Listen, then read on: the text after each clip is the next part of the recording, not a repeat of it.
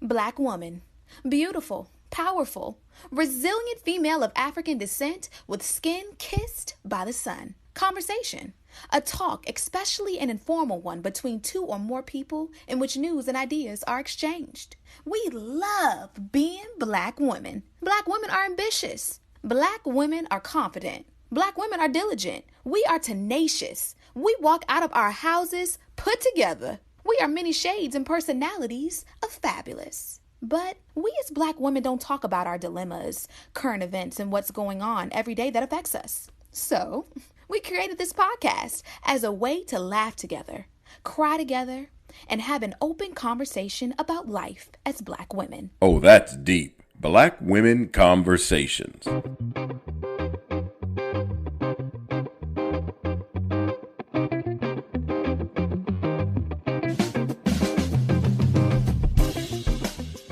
Hey, Nicole.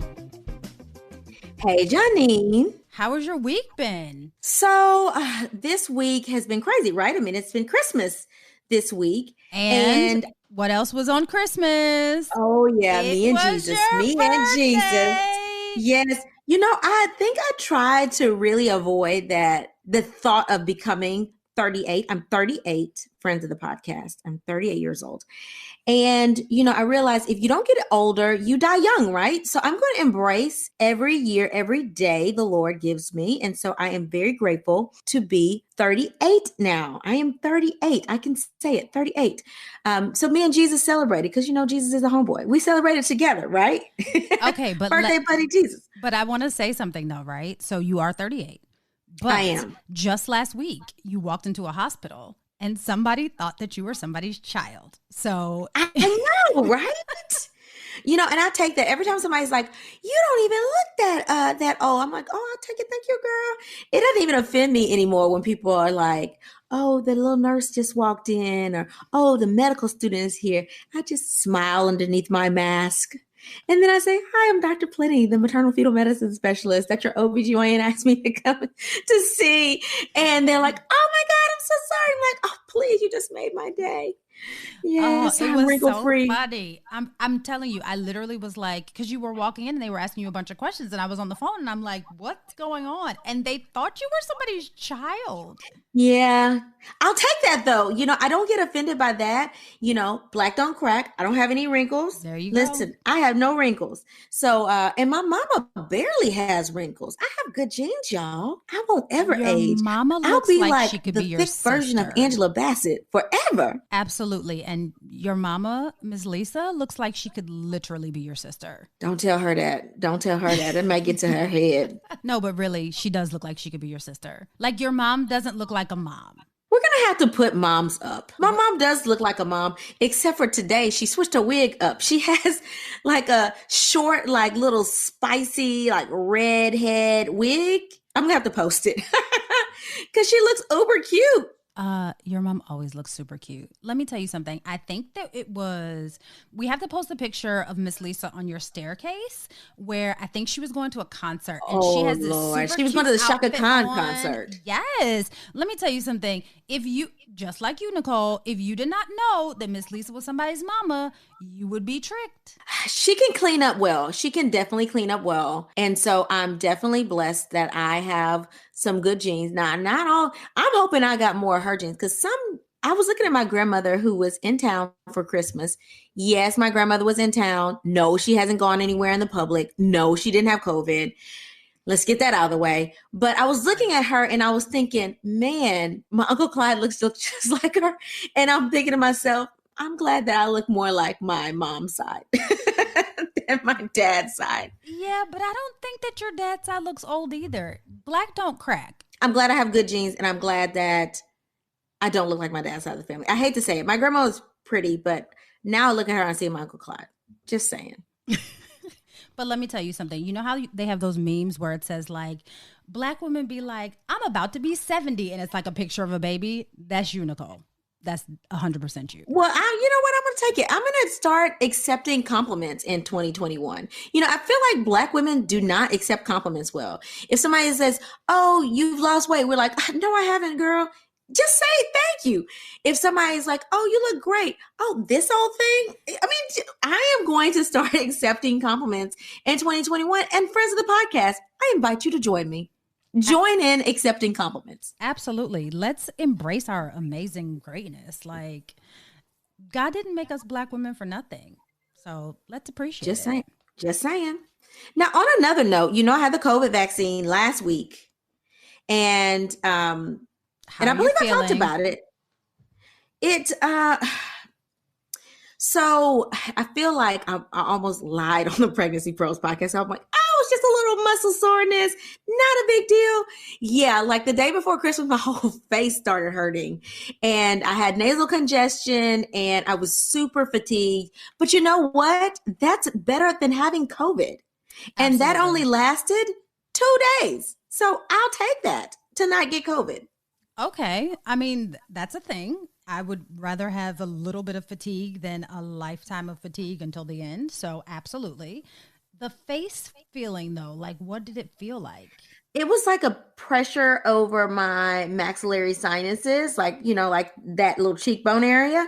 And I felt like a pain, like over the bridge of the nose. Like I could barely touch it. It was really, really painful. And I've read some reports that some other people have experienced nasal congestion, and those are considered very mild symptoms. Yes, there are other side effects that you can get from COVID-19 vaccine. So they happen. But the point is, it's still better than getting COVID. Let's say it with me. It's better than getting COVID. And I think that that's what people forget, right? Like neither scenario is really ideal, but kind of like we said with the election, pick the better of the two. Get the vaccine so that you can stay alive and experience the side effect. Let's not, like I literally heard a story today about, someone who is now in a medically induced coma because they caught COVID. Like, let's just not do this. Like, let's not play with our lives like this. It's a little bit much. Okay, guys? And I'm not going to get into the details, but later on in the podcast, you will know that December has not been great for us with COVID in the United States. So let's err on the side of the vaccine, please, guys. So what's been going on with you, Janine? Nothing much, trying to keep my household healthy. And I mean, that's been pretty much 2020, but this week was just like, everything just started coming out of the woodworks. Yeah. We're going to leave that in 2020 as well. Like, we're going to get our healths on point and we're going to actually go to the doctor when we need to go. Yeah, Janine, that includes you. Yeah, you, friend. Yeah, I'm not a really big fan of going to the doctor, but I now know how it feels to be on the other side of that. So I'm going to leave that in 2020 like you're suggesting. I have learned that I don't want to be that person. So in order to not be that person, I'm going to, when something is wrong, I'm going to go to the doctor so that it doesn't become an emergency. And my friend Nicole does not have to teach me how to do an emergency tracheotomy via FaceTime. Just in case. Oh, Lord. We're not going to go there. We're not going to go there. Not today. All right, Janine, what's on your timeline? Okay, so everybody's talking about New Year's resolutions and talking about what happened in 2020. So I'm just going to do a quick year-end review about 2020. Because guess what? We all lived through this nonsense and we kind of already know what happened. But I'm just going to give us a little quick recap. I'm going to go month by month just in case we forgot how this started. Okay, so let's kick it off with January. January, COVID-19 came to the United States with a man from Washington State that had traveled to Wuhan, China, and came back with COVID-19. They thought it was, no big deal. He then infected other people, and thus began the spread of COVID in the United States of America. And also, sadly, in the month of January, which seems so long ago, but when you think about it, it's still just as sad as when it happened, we lost one of basketball's most beloved players and his 13-year-old daughter and 7 other passengers and a pilot in a tragic helicopter crash, the great Kobe Bryant. It seems like it was forever ago because of all that's gone on in 2020, But like, it's just like when I was reading it earlier, it's just so tragic. I feel like it was just yesterday for some reason. Oh my God. I can't believe Really? it's been a whole year. Yeah, Yeah, it's you know, almost he's been a year. my cover page of on my personal Facebook is Kobe. I love Kobe. It's so tragic. One of my friends from childhood, PR Jackson, she is like a huge Lakers fan and a even bigger Kobe Bryant fan. And it's crazy because she posted a picture just today and I was like, oh, that's so sad. Like I sent her the tear emoji and she was like, I'm still not over it. It was just so tragic. And then in February is when, administration as we know it to be just started its downward spiral.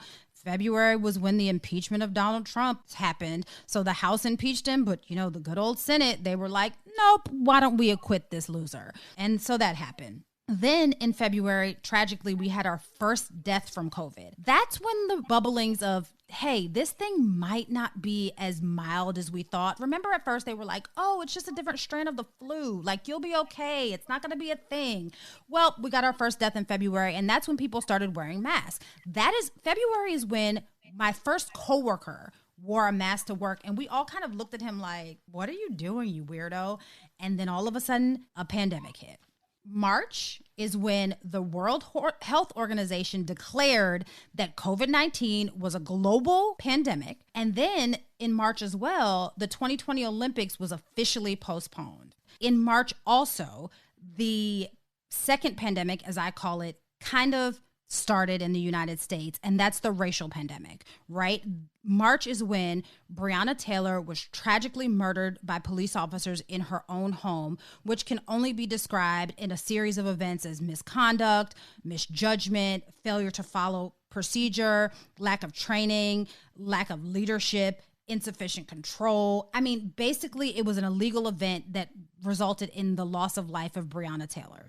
We move on to April, where basically the country shut down. No, our current administration did not shut the country down, but individual states started to shut down and put some measures in place so that we can start trying to, as they said back then, we are going to slow the curve. Is that what they called it? Slow the curve, yeah. They started saying like, oh, we're going to slow the curve. Well, unfortunately, that didn't happen because every state did not have the same rules. But basically, that's when it happened. And that's also when the demonstration started. Remember the demonstration at the Michigan State Capitol when they were protesting their rights to be free and out here doing what they have been doing all this time in the middle of a global pandemic? But I digress. April is also when Trump told people to inject disinfectant into themselves as a treatment, I guess he was trying to say, for COVID.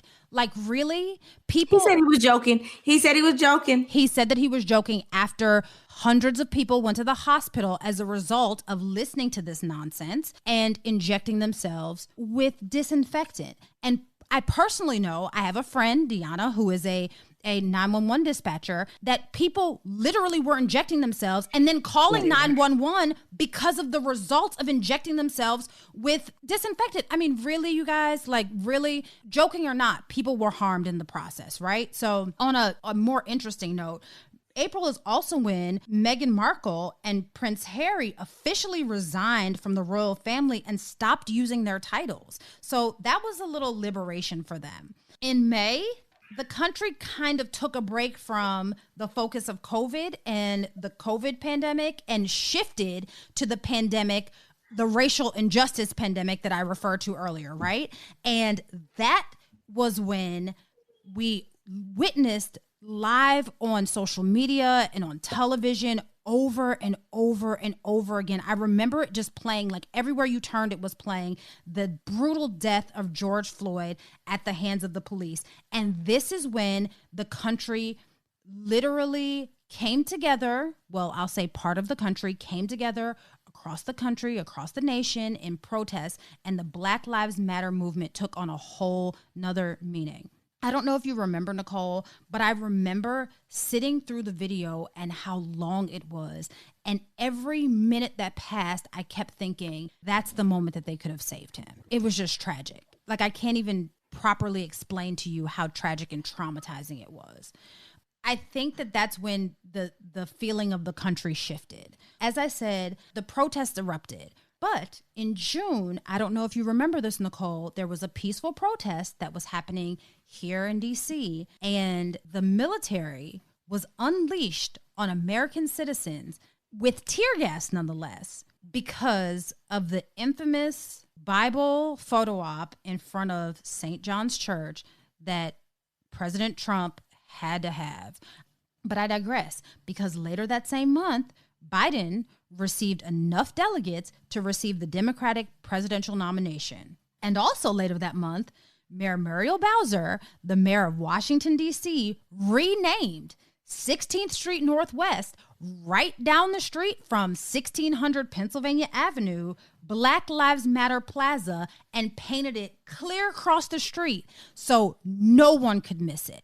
So while, yes, our president was being a nut in June, much like the rest of his presidency, Muriel Bowser gave him one. In July, Major League Baseball returned because, we had been without sports. Major League Baseball returned with cardboard cutouts, but they also shortened the season.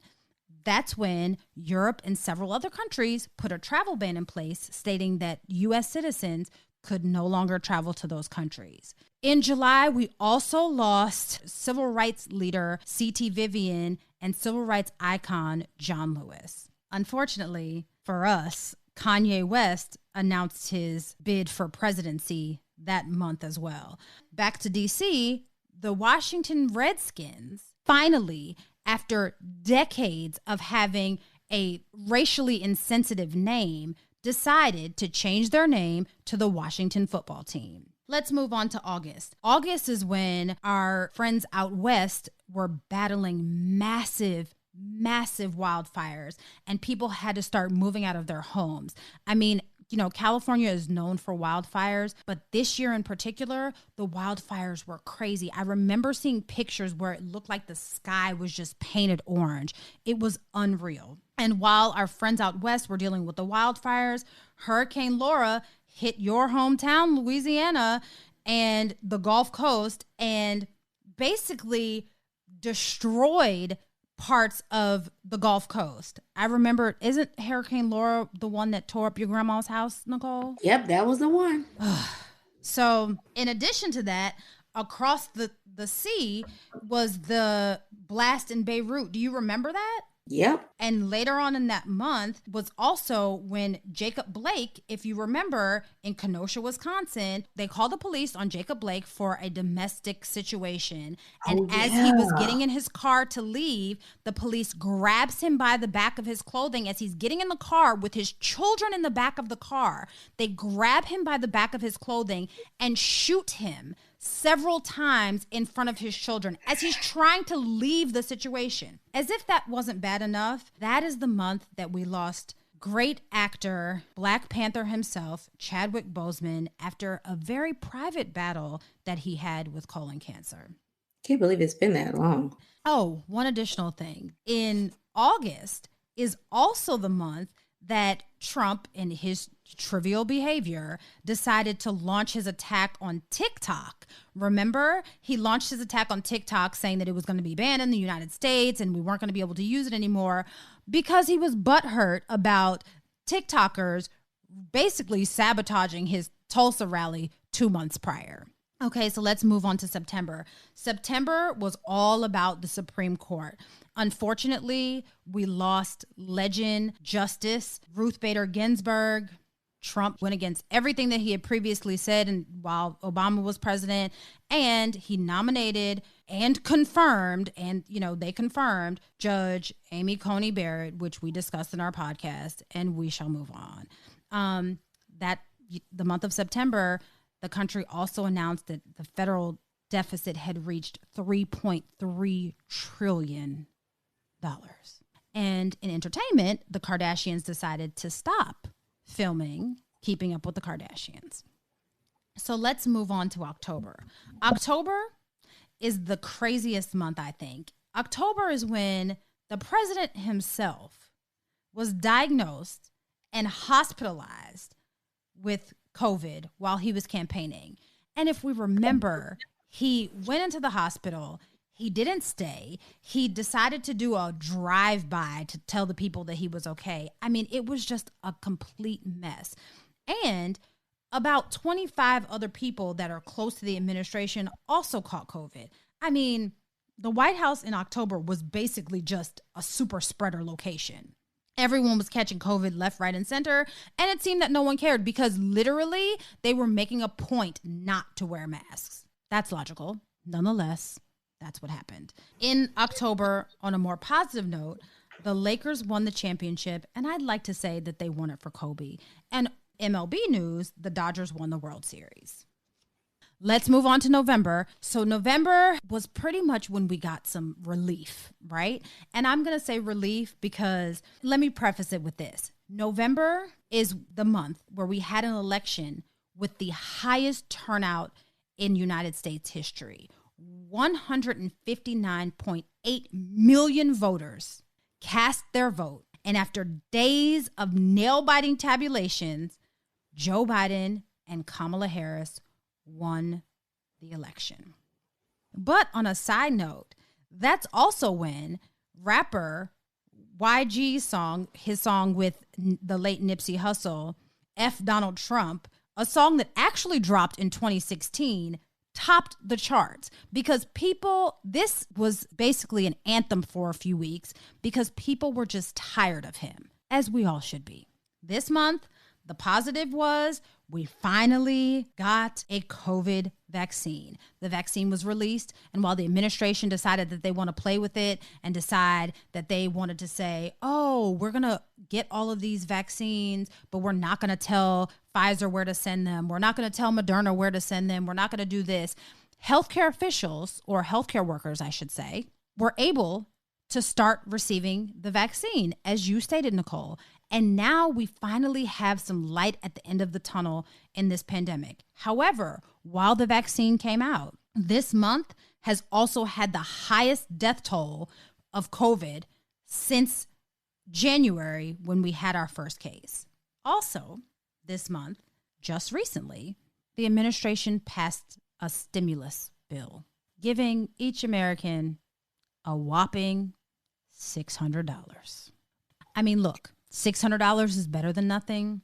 But when some countries are paying those who are out of work $2,000 a month to make sure that the economy stays afloat, $600 seems to be a slap in the face. That's just my opinion. In addition to that, very recently, as we posted on our social media, I will say someone who is mentally ill, because I believe that no one in their right mind would do something like this, decided to bomb downtown Nashville. And while I have my own issues with the coverage of it because of the color of his skin, they decided that they didn't want to call it an act of terrorism. I will say that it was an act of terrorism, regardless of the fact that he is a Caucasian male. And we will not mention his name, but regardless of the fact that he is a Caucasian male, just because he's not an African American or a person of color or of Muslim descent, terrorism is terrorism. And bombing a large metropolitan area, in my mind, is considered terrorism. And sadly, like I said, like we talked about, sadly, this month, the president decided not to pardon Brandon Bernard, yet he turned around and pardoned the security contractors in a deadly Iraq shooting. So to say that this year has been a doozy is pretty much a drastic understatement. But while all of these things seem a little bit depressing, well, I don't want to say a little bit depressing. While all these things are depressing and overwhelming, there have been some positives. Like NASA named the DC headquarters after Mary W. Jackson, NASA's first Black female engineer. Also, the U.S. launched astronauts into space to the International Space Station in a U.S.-made rocket after years of having to depend on the Russians for technology. Also, this year, we elected a plethora of new faces that pretty much made the government more reflective of what our country looks like. We got a lot of African Americans. As we mentioned in one of our previous episodes, we also got a lot of LGBTQ. We got a lot of people that represented the diversity of the United States.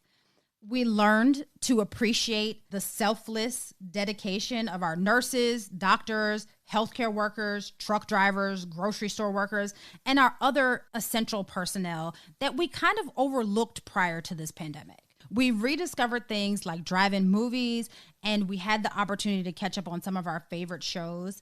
And I would just like to take a moment to pause and appreciate Black women, because Black women led this nation to a new administration, and we helped elect America's first female vice president, first Black vice president, first Asian American vice president.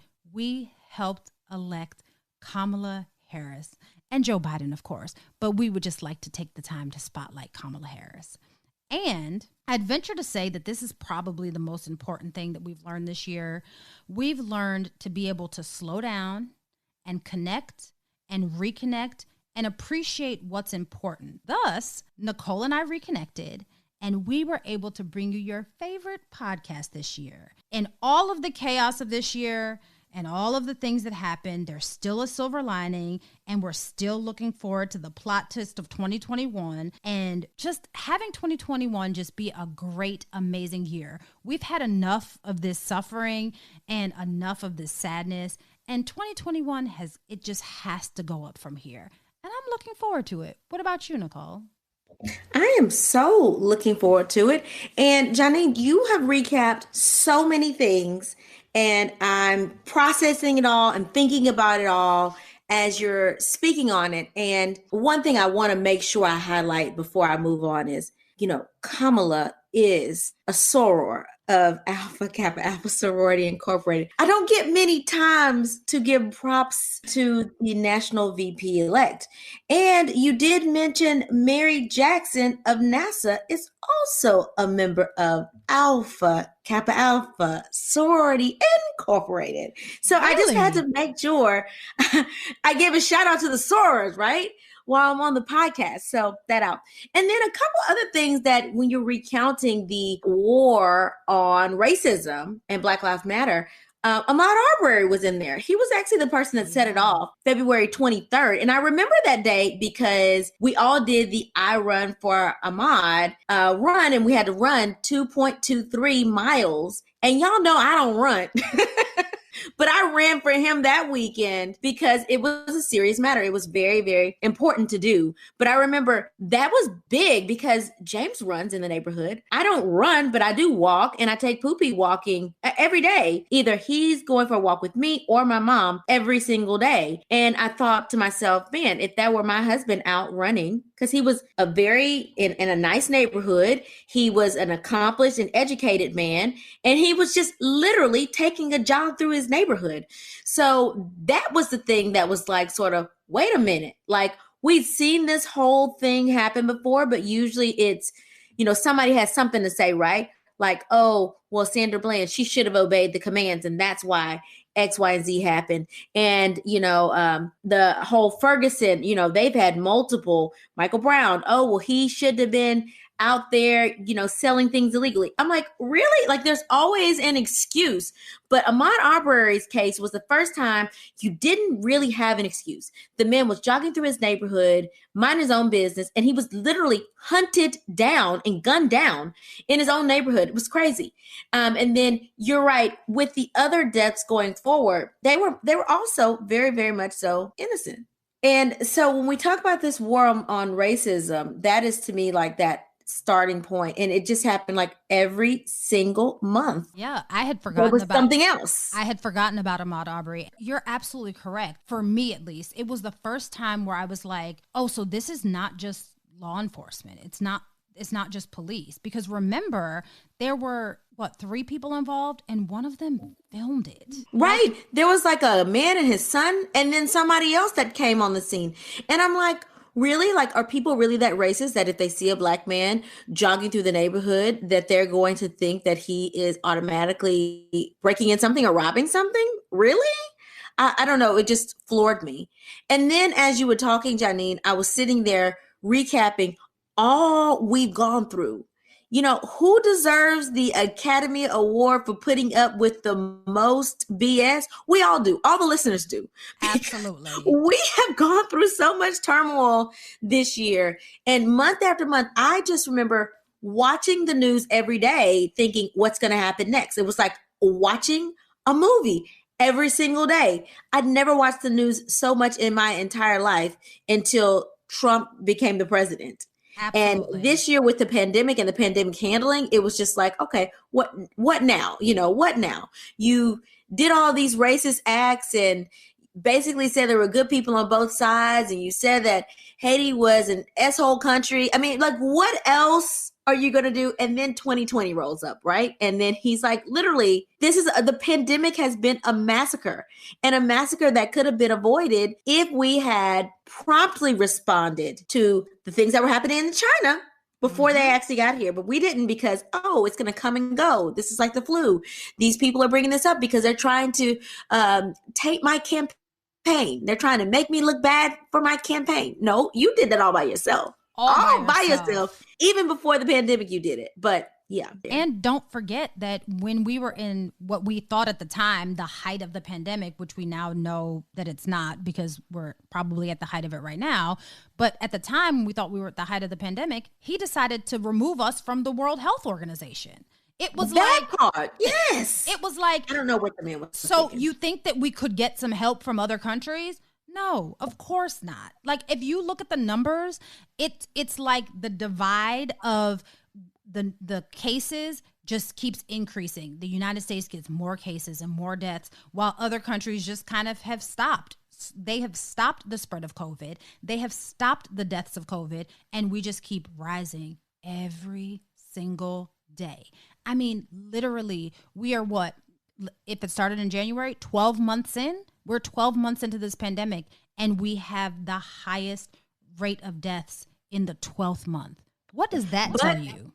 But we're also the first to get the vaccinations. So I'm seeing a light at the end of the tunnel. I don't think people understand how excited most physicians were when this vaccine dropped. It is sort of nerve-wracking, and you're dealing with constant anxiety every time you walk into the hospital, knowing that if you grab your mask wrong or take it off the wrong way, you may inadvertently infect yourself. Like, it is the most nerve-wracking thing ever. And now that there's a vaccine, it's almost like, okay, we got 35 days until this thing is 95% effective, and then we can breathe again. We're still going to wear masks. We're still going to take precautions, but we can at least breathe. And so I'm glad that you brought up all of the positive things that also happened in 2020, with the vaccine being one of them.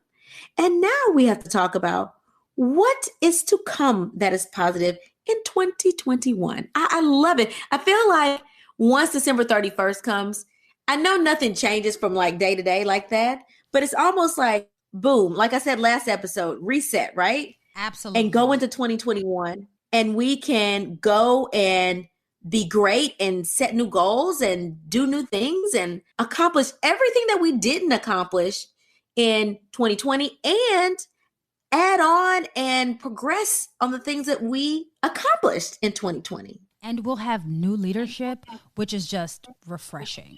Thank God I can breathe. It's like waiting to exhale. I'm breathing now.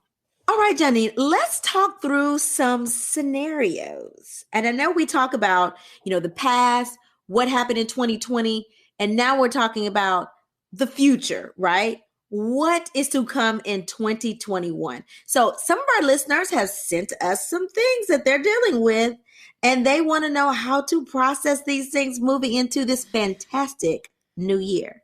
So do you want to go first, or do you want me to go first? I'll go first. And it reads, "Hey ladies, as we move on to 2021, I feel like I have some really big decisions to make regarding my job.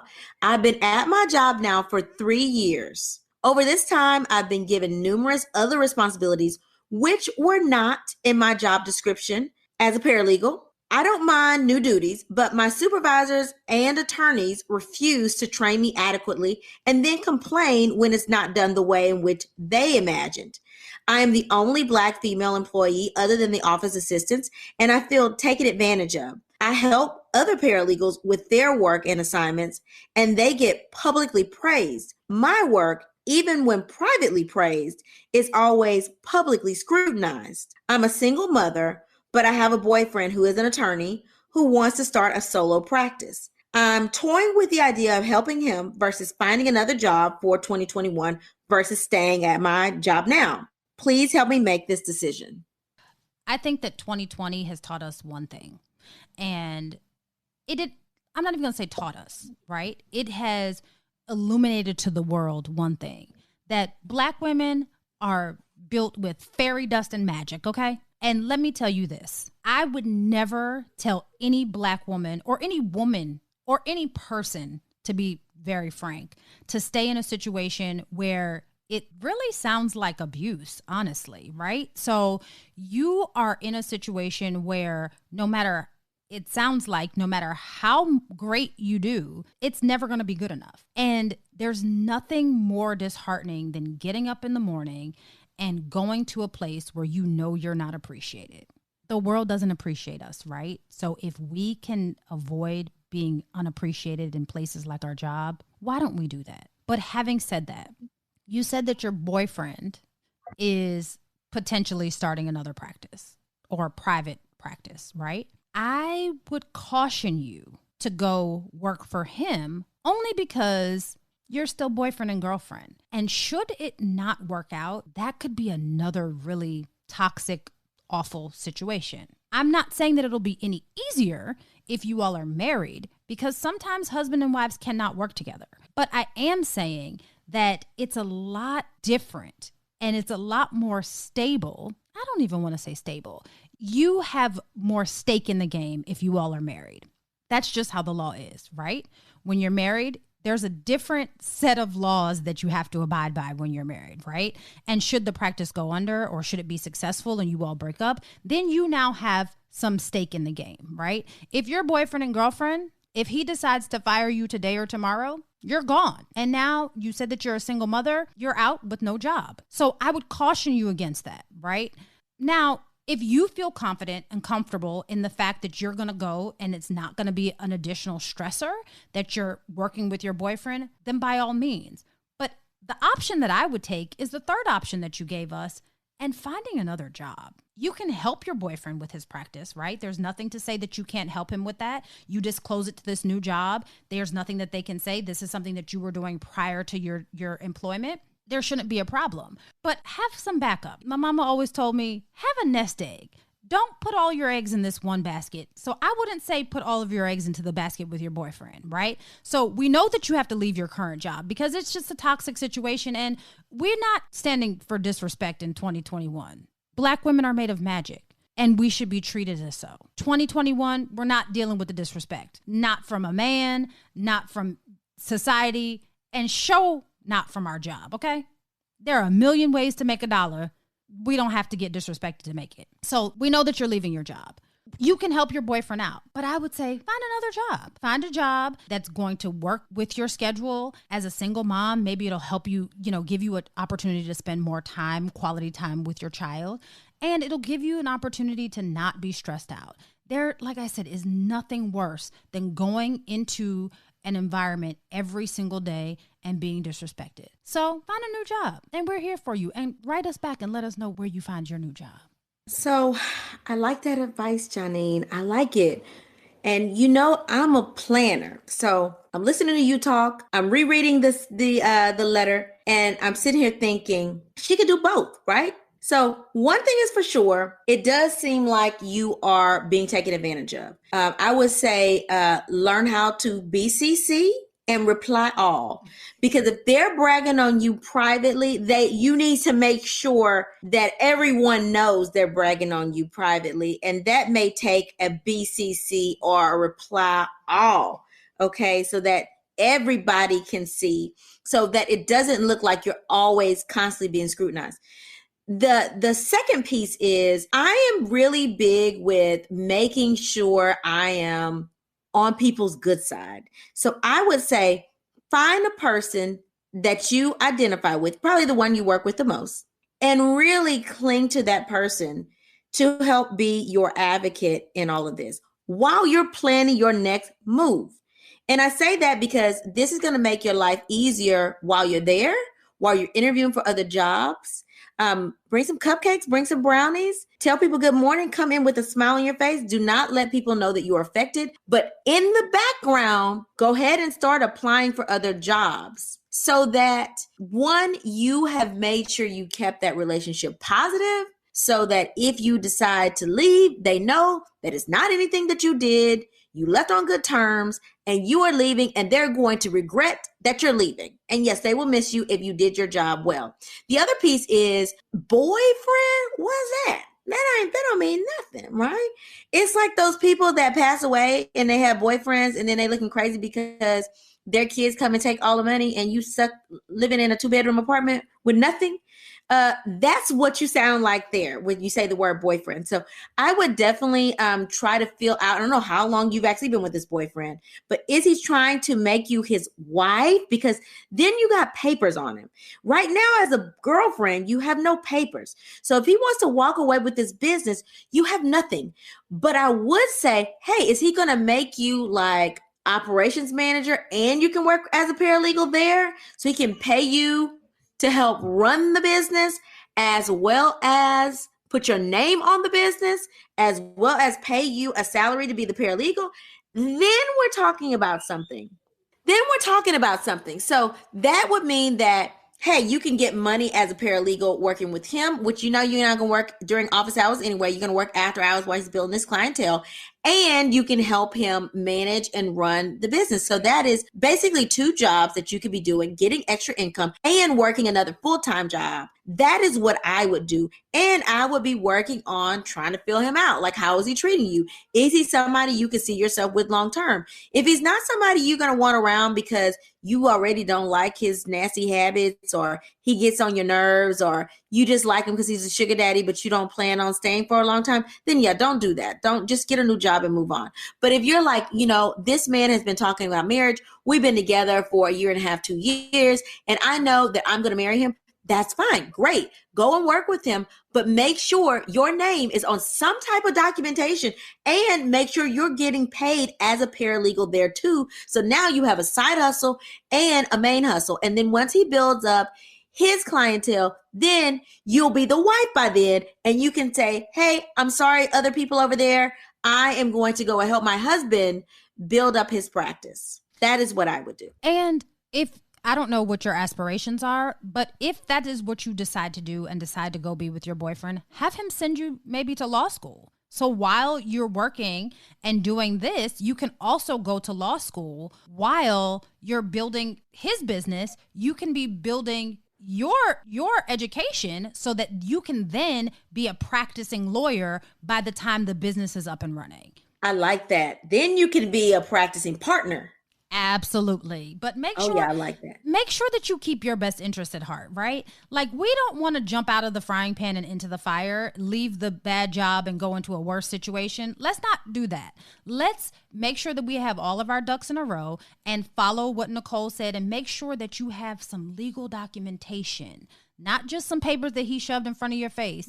Get you a lawyer friend. You around them all the time. Find one that's in your corner. Get you a lawyer friend so that you are in your situation and you don't get lawyered. Just saying. Yeah, you definitely do not want to go into this like, oh, I'm just going to help my man build this practice. And then you're in an Angela Bassett situation and you've helped him build this like multi-million-dollar law practice. And here she is at home being the housewife. And then he cheats on her with Sally. Well, that's not going to work. So you have got to make sure you are not just helping this man build up his own stuff, and then he either A, never marries you, or B, you're not invested in a part of that company. So that meaning you don't have any stake in it when it's all said and done. You got to protect your own interest. Absolutely. And we're talking Angela Bassett waiting to exhale, right? That's right. Girl, you have a promising future. Get this man to marry you, become a partner in this practice, and write us and let us know what happens. Tell them people to kiss your hind parts, as my father would say. Don't tell them to kiss your hind parts. You do not want to leave there on a bad note. Well, once you're gone, tell the people who didn't want to give you the credit for your work, that wanted to praise you privately, kiss your hind parts publicly. I all about telling them, no thanks. Thanks. That's right. Thanks, but no thanks. And have a great day. Okay, Nicole, have a doozy. Dear Nicole and Janine, I need your advice. 2020 has been, well, we all know how it's been. I'm writing you because I really want to reset, as you said, and start 2020 off the right way. So here's what here's what's going on. I've been with my boyfriend for 7 years. I'm 39 and he's 46. We are both working, motivated professionals. We don't yet have children, but we would like to have children in the future. We're just focusing on our careers at the moment. Here's my question. As I said, we have been together for 7 years. It will be 8 on Valentine's Day. This year, at Christmas, my boyfriend bought me a ring. But he didn't propose. Instead, he said it was a friendship ring. I don't want to be ungrateful, but I also don't want to be stupid. I'm not getting any younger, and I don't want to go into 2021 with any negative vibes. I don't know what to do, but I know that you all will shoot it to me straight. Should I stay with my boyfriend, or does this make me look desperate and dumb after getting a friendship ring at 39? Help, ladies. Shindy. Well, let me help you. Did she say Cindy? Shindy, Shindy. Shindy, let me help you. Baby, you got to leave, because I'm a firm believer. And when my husband and I started dating, I got married when I was 33. And when my husband and I started dating, I was 31. And he proposed 10 months later. And I straight told him, listen, if you don't know what you're looking for, you need to pass me by, because I don't have time to wait for you to figure out what you're looking for. You either know what you're looking for or you don't. And I'm a straight shooter. And you know, some people are like, oh, that was a little strong. No, he knew what he was getting himself into when he got himself into it. If he wanted to walk away, that was his cue to walk away, because I knew what I was looking for. If he didn't know what he was looking for, well, then he needs to move on. You're 39. I don't know if you want children or not, but time is ticking. And I'm not saying that there is a line in the sand when you can and cannot have children, because I personally have taken care of people that are 48, 49, 50, 51 that are having children. So it's not impossible, but it does become a lot harder once you get over the age of about 42. It becomes harder. So this man has been with you 7 years. He's taking your best years. 32 to 39, those are some good years. 32, I was fabulous, honey. You couldn't tell me nothing. And he's taken those early 30s, and now you're almost 40. He's taken it away and had the audacity to give you a friendship ring. What does that mean? Either you guys aren't really in a real relationship and he really does consider you a friend, or maybe he's joking and he's trying to be funny. But don't play with me like that. Do not play with me like that. You need to have a real come to Jesus meeting with him and say, hey, listen, are you joking? Like, is this really an engagement ring? Like, what's going on? Or, hey, what is the status of our relationship and how do you see us in this relationship? And really have an honest conversation, because it sounds as if this ring is really a friendship ring, he's wasting your time. He's moved on, probably dating somebody else more seriously, and you're really the good old friend with benefits, and that's it. And so 2021, you need to move on and move on to somebody that appreciates you. You do not need to make the 8th year come Valentine's Day. Valentine's Day, you need to have a girls trip by yourself. You need to get on some type of social media apps. We gave you some dating apps the last episode. Go back and listen to the Learn Something News. And you need to get you somebody else, because this man is not taking you seriously. My thing is, if you don't know what you want after 2 years, you don't want her. That's one thing for sure. It does not take a grown man that long to know what he wants. 7 years of friendship ring? Oh no, I would have told him to get out the door on Christmas Day. So my husband has this theory that men don't really grow up until they're in their 40s, right? He's 46. At 46, you know what you want. And the truth of the matter is that you know good and well at 46 that you are playing with this girl's feelings. So Shindy, I'm not trying to be funny. I don't know if he was trying to be funny, but this is not a funny, cutesy game. It's not. There are lives at stake. You said that you wanted to have children. I mean, while there are doctors out here like Dr. Plenty that can get you safely through a pregnancy, why are we trying to have children in our 40s when this man is just really just wasting your time? You said in the letter that you all are focused on your careers, but you said that you all are motivated professionals. If you all are professionals, what is it that you're waiting on? I hope it's not him, because girl, let me shoot it to you straight like you one of my girlfriends. Girl, you being dumb. because this man does not want you. If he wanted you, he would, as Beyonce say, put a ring on it, okay? And he has not put a ring on it, not the kind of ring that you want. He said a friendship ring, which to me says that he wants you to be his friend forever. That does not say, I want to spend the rest of my life with you. That says, I want you to be my friend forever. And I believe in committed friendships, but not when you think that this is the man that you're going to spend the rest of your life with. You wrote into us to ask us what our opinion is because you knew that we would shoot it to you straight.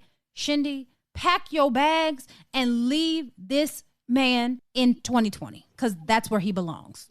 I think you need to put you some makeup on, get you a Love Me wig, spice up your, spice up your wardrobe a bit, put yourself back out there. I'm pretty sure you're cute because we don't have any ugly friends. We don't. So I know you're cute, okay? Get your good stuff on and put yourself out there. But sitting there waiting on somebody for 7 years who's taking your 30s away, those are some of our prime years. He's taking away. It doesn't even matter if you want kids or you don't want kids. Like after 2 or 3 years, it's time to have a real conversation. Like, what are we doing? And I'm not saying pressuring somebody to marry you, but they need to be honest with themselves. If they don't want to marry you, it's not fair to them to not find happiness, and it's not fair for you. So you need to move on. I mean, that's all I'm going to say. I agree 100%. And let me caution you with this, Shindy. I know that when you're in your 30s and you want children, sometimes that biological clock just ticks so loud that you can't hear anything else, right? Please, Shindy, let's not get pregnant and try to trap this man because we have seen time and time again that doesn't really work. Yeah, don't trap him because you're going to end up getting rid of him anyway if you do that because he obviously doesn't want to be with you. He doesn't want to commit. You're going to trap this man. You're going to have a baby and then you're going to be a single mom. Then it's going to be way harder to date as a single mom than somebody that is childless. So trust me, find somebody else that you can at least try to make it work with. This man is telling you he doesn't even want to try. He doesn't even want to ask you to marry him. Move on. And then at Christmas to give you a friendship ring, dude, go find some other friends. What are we, 12? No new friends. No new friends. We don't got time. We do not have time. Like, I have this saying that something irks my soul. In this situation, it really is just irking my soul. Like, I can't pinpoint why it bothers me so much. But this, like, Shindy, we're smarter than this. You are smarter than this. And I know that you're smarter than this. You wrote in to Nicole and I to tell us your situation so that we could just give you a quick little reality check. So Shindy, we just gave you your quick little reality check. And guess what, girl? Go forth and be great. Go forth and be great without this man. She knew it. That's why she wrote in. Sometimes we just need a little friend to touch and agree with us. We're touching and agreeing. You knew that this situation wasn't right. That's why you wrote it in the way in which you wrote it. So yes, if you're trying to figure out a reason to stay, we're not going to give you one. We're touching and agreeing with you because we knew that you knew better. And that's why you wrote in so that you could hear it out loud. Sometimes that's all it takes. It's just hearing it out loud. So there you go. There's your hearing out loud. I agree. And Shindy, write us back when you have your new man. Because guess what? In 2021, we're going to go be great with a man that wants to be with us. That's what we're doing in 2021, right? And the men that we have, if we need to give them a quick tune-up, we're going to give them a quick tune-up. But in 2021, everybody going to straighten up and fly right. Because like I said, we are made of magic and fairy dust. Let's not get treated any other way than the amazingness that we are. Not in 2021. Absolutely not. We're not doing that. I love that. I love that. Magic and fairy dust. Okay, so Nicole, I have something to say before we get to our Learn Something New, right? Okay. So our listeners write us all the time, and we love to talk to you all. So sometimes you all write us, and we can't get everybody's story onto the podcast. But we really want to talk to you. So Nicole and I decided that we're going to launch on our social media, Ask Nicole and Janine. So it's kind of like the let's talk through it, right? But we're going to put it on social media because we just don't have a chance to get to all the letters that we get. We're going to launch Ask Nicole and Janine at the top of the year. And you can email us. Email us at ohthat'sdeepbwc@gmail.com. or you can inbox us. And in the title, just put Ask Nicole and Janine in the title so that we know that that's what it's for, right? And we will take those stories and we will post them on social media. But here's the thing. So we will assume that you want to be anonymous, right? Like we'll make the assumption that you would like to be anonymous. But if you don't want to be anonymous and you want us to tag you, let us know and we'll tag you. But we want to hear from you. So we're going to launch it. You're going to send us stories and we're going to pose it to all of the other listeners so that everybody can weigh in. We'll weigh in too, of course, but we want everybody else to weigh in so that we can all touch and agree, as Nicole said, and help each other out. Absolutely. And let me tell you something. If you don't want an honest opinion, don't write us. Let me just put that out there right now. We will not say something that makes you feel good. If you're trying to get a feel good moment or you're trying to like validate a point that you know doesn't make any sense, do not write us and then come for us on social media. We are not here for it in 2021. We will reply back to that too. Do not come and try to be warm and fuzzy. We are giving you our real opinions, okay? And so you can take it or leave it, but we're going to dish it to you real. Yeah, if you have, as I put it, baby feelings, then maybe you shouldn't write us. Right. I mean, we would love for you to write. We would love for everybody to write us. But if you've been listening to this podcast for more than an episode, you know that Nicole and I just shoot it straight. We don't want to say brutally honest. We just like to call it honest. So we just shoot it straight. Like Nicole said, if you kind of want the warm and fuzzy or the smoke, as I call it, don't write us because we're just going to give it to you real. That's the only way we know how. But it's from a place of love, right? Of course. Like sometimes you need the honest truth and you need people to break the scenario down so you can have your own aha moment. And it's not coming from a judgmental place. It's not coming from a place of criticism. It's not coming from a dark place. We really are giving advice to help make you better and not to push you down or get you down or make you depressed. That's not our goal. Our goal is to help you move forward and progress. We like your girlfriends, right? Like we imagine when you're writing us that we are sitting in a group with a glass of wine and we just chit-chatting and you just need your girlfriend to give you a little nudge and remind you of your greatness. That's all we're here to do. Love it. All right, Janine, what did you learn new this week? Okay, so I actually looked up an article about New Year's resolutions, and I found this article on Forbes, and I'll post it because it was actually pretty good. And it was how to basically modify your expectations for 2021, right?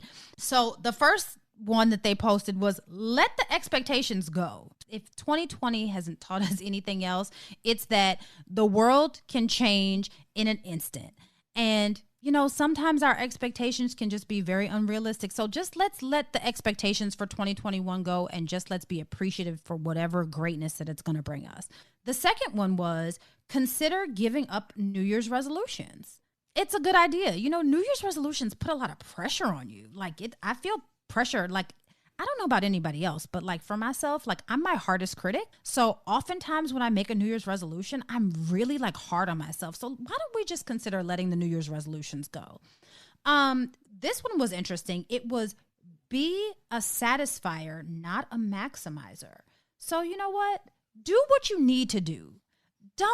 We have this thing about we always just have to go above and beyond, and we will wear ourselves into an early grave. Let's just I'm not saying do the bare minimum. That's not what I'm saying. What I'm saying is do what we need to do so that we are above mediocrity and we're going to be great, but we don't have to be like a superhero all the time. And then the last one, which we have been pushing since the beginning of this podcast, is seek counseling. It is very important that we maintain our mental health. Very, very important. And we will continue to be advocates of maintaining our mental health and counseling. And there are a lot of places where you can now get free counseling because we do know that counseling can be expensive. So there are a lot of places where we can get free counseling, and I will look some up. It's my promise to you all. I will look some up and post some places where you can get free or inexpensive counseling. So get counseling. And then I added one. This wasn't in the article, but I added one because I did see this on social media and I thought that it was genius. Let's stop glamorizing, overworking, and burning out. We like to overwork and burn ourselves out. Let's not glamorize that, right? Like, let's be great and let's operate in excellence, but we don't have to burn ourselves out. Let's remember that. I like those. Learn something new. Thank you for allowing us to learn it new with you. What did you My learn? learn something new came from a friend of the podcast who is also my best friend, Christina. And it's that you can make digital vision boards on Canva. Now, I love Canva because I feel like you can make any post, any graphic real quick, and it dumbs it down for you, right? So anybody can use Canva. Love Canva. But I didn't realize that you could make a digital vision board. And I guess you could because you can just use a blank template. Mhm. But there are templates specifically for vision boards, and you can print them directly from Canva. And you can print them in either 12 by 16 or all the way up to 21 by 28 standard, from $6 to $15 in those sizes. And it prints on poster board and it's delivered to your house. I love that because I thought, oh, digital vision board is something on my computer. I never thought, oh, print it and have it delivered to my house, because I like to see a finished piece and I like to go and I put little boxes by each little magazine clipping that I have pasted on the board. And then I go through the year and I check them off to try to remind myself what I said I was going to do. So this is perfect because you can put a digital vision board together and you can put those little check boxes digitally. So it prints out automatically. I love that because my girlfriends and I, well, about 4 of us, usually get together in late January, early February, and we usually do a vision board. We did one last year and I went through it last week and I was like, well, some of that's changed. 2020 has given me a lot of clarity there. Won't be doing that anymore. I don't want to do that. But I do think it's good to at least set some goals. You don't have to pressure yourself, but like whether this is a 1-year plan, a 5-year plan, 10-year plan, put it down, write it down and make it plain.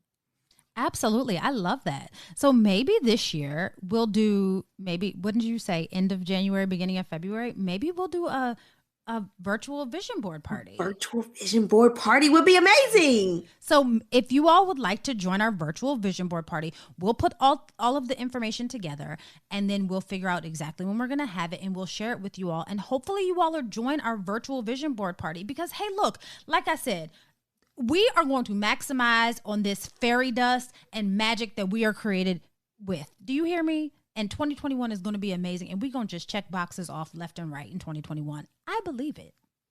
That's right. Okay. So hold on one second, Nicole.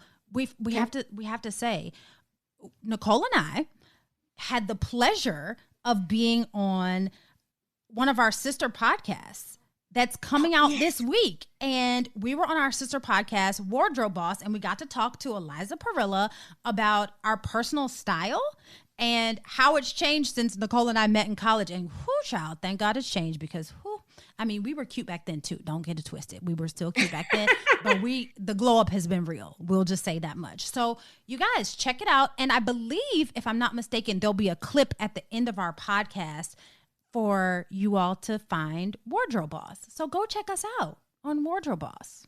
Yeah, and go subscribe to Wardrobe Boss. Like, she's amazing. Like, I want her to be my friend just so I can have her services and I can call her every single day so she can tell me what to wear. But the episode was amazing, and I thought I learned a lot about my own style and how I should organize my own closet. So definitely go and subscribe to that. And I am actually, we're going to have her on the podcast. We will have Eliza come to our podcast to help us because I did learn in the episode that we just recorded with her that I need some help because I get dressed She's whispering. in too many rooms. She needs to get rid of some of that stuff in her closet, the stuff that she cannot fit anymore. She has lost way too much weight and is holding on to the fact that she may end up gaining weight again in the future. You're not. Throw it away, like she said. Okay, you're right. Okay, but yes, you guys go check out Wardrobe Boss. We're super excited. And at the end of this episode, there'll be a clip so you all can get a sneak peek of what the episode will be like. All right, now for your motivational moment. I love this motivational moment because it came from Viola Davis. So she says, as Black women, we're always given these seemingly devastating experiences. experiences that could absolutely break us. But what the caterpillar calls the end of the world, the master calls the butterfly. What we do as Black women is take the worst situations and create from that point on. So let's take all of the anguish from 2020 and create a masterpiece in 2021. Until we meet again, pray, work, slay, and show off your melanated excellence. Bye. Oh, That's Deep, Black Women Conversations is produced by Nicole Lee Plenty and Janine Brunson Johnson. Executive producer, Ken Johnson. Get the Oh, That's Deep, Black Women Conversation podcast on Apple Podcasts, Spotify, Stitcher, Google Podcast, or where you get your podcasts. Please subscribe and rate us. You can follow Oh, That's Deep, Black Women Conversations on IG at Oh, That's Deep, BWC. Oh, That's Deep, Black Women Conversations is a Mean Old Lion media production. Hey there, this is Eliza, the wardrobe boss, and I wanted you to hear a little bit of my conversation with the ladies from Oh, That's Deep on my podcast this week. I have a question for both of you, although I think I know the answer because I'm getting to know your style just from this, which is so much fun to me. But do you get dressed in one or more rooms? Yep, that's Nicole. I knew that. And Janine, let me guess. Multiple rooms. Right. Okay. How do you even get dressed in multiple rooms? You have the closet, you have your bedroom, in the bathroom. And then I have a room that has my shoes in it. So my shoes are in a completely different room. My shoes are not in my closet. There's a separate closet for my shoes. And then all of my like jacket outerwear, it's not really outerwear. It's kind of like, well, I guess it's outerwear, like jackets that I would wear under a coat. They're in a completely separate room just because my closet is not big enough for all of that I have amassed over the years. Download the Wardrobe Boss wherever you get your podcasts today.